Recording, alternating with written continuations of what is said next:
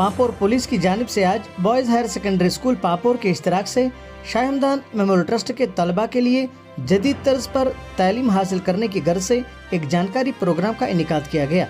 इस प्रोग्राम में इदारे में दीनी व दुनियावी तालीम हासिल कर रहे तलबा को असरी तालीम के नए तकाज़ों के बारे में जानकारी दी गई।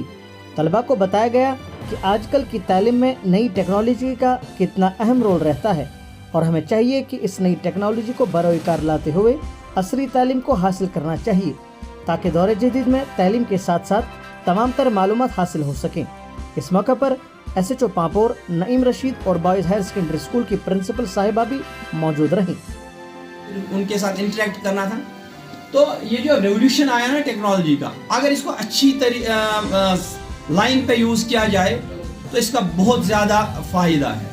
इससे पढ़ाई आसान हो गई, इससे कम्युनिकेशन आसान हो गया, इससे विजुअलाइजेशन आसान हो गया। सपोज हमने एक बच्चे को कुछ पढ़ाना है, मैम इस वक्त पढ़ा रही है, लिखा हुआ है टॉपिक, इसको सिर्फ कम्युनिकेट करना है। आप खुद देख रहे हैं यहाँ पे कोई वर्ड स्किप नहीं होगा, जूं का तू जैसे वो आया है वैसे ही पढ़ाया जाएगा। ये का वर्ड वगैरह सीखे विजुअलाइजेशन है, इसको कॉन्सेप्ट डायग्राम देखेंगे। अभी हम यहाँ पे अगर डायग्राम बनाएंगे, हमने यहाँ पे इमीडिएटली एक ICT की क्लास ले ली।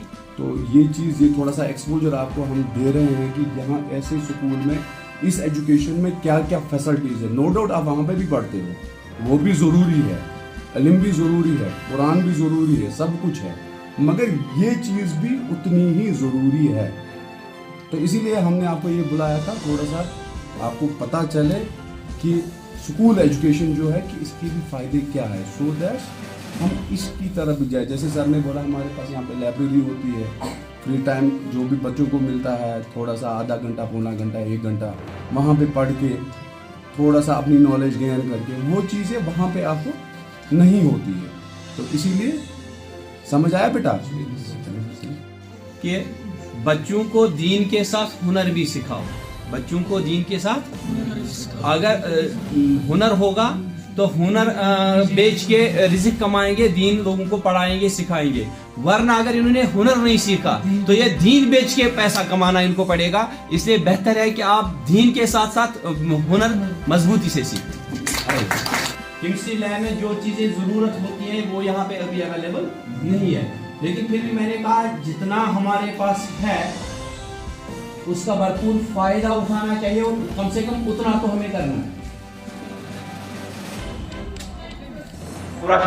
के माहिर थे, है ना, सही बात है ना।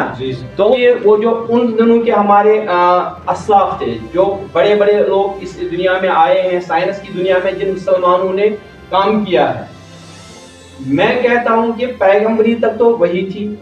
उसके बाद जब भी कोई खर के आदत कोई चीज रौनुमा हुई, उसको आप क्या बोलते हैं? करामत बोलते हैं, इतिहास होता है कि नहीं। ईशा आसा उससे कुछ नहीं होगा, आपको खुद अपने आप को खड़ा करना है इन चीजों को समझने के लिए, इस इल्म को हासिल करने के लिए। जी, मैं सब्ज़ार अहमद मलिक, मैं यहाँ पे boys higher secondary school Pampore में as senior lecturer in chemistry काम कर रहा हूँ।